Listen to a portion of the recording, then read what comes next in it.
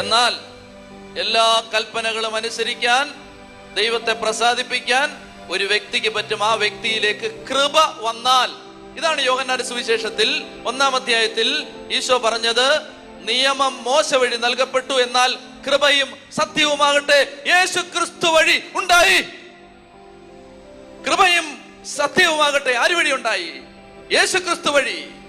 പഴയ നിയമത്തിൽ കിടക്കരുത്, പഴയ നിയമത്തിൽ കിടക്കരുത്, പഴയ നിയമത്തിൽ കിടന്ന് മരിക്കരുത്, പഴയ നിയമത്തിൽ കിടന്ന് ഊർദ്ധശ്വാസം വലിക്കരുത്. പുതിയ നിയമത്തിലേക്ക് വരണം. ചെത്തി പറ ഹല്ലേലൂയ. പ്രിയപ്പെട്ട സഹോദരങ്ങളെ, ദൈവത്തിന്റെ വചനം പറയുകയാണ്, നിയമം മോശ വഴി നൽകപ്പെട്ടു, കൃപയും സത്യവുമാകട്ടെ യേശു ക്രിസ്തു വഴി ഉണ്ടായി. ഇവിടെ എഫേസ്യോസ് ലേഖനം 2:8 പറയുന്നു, വിശ്വാസം വഴി കൃപയാലാണ് നിങ്ങൾ. അങ്ങനെയാണെങ്കിൽ ശ്രദ്ധിച്ചോണം, നിയമം തെറ്റിക്കാൻ ആർക്കും അനുവാദമില്ല. ഒറ്റ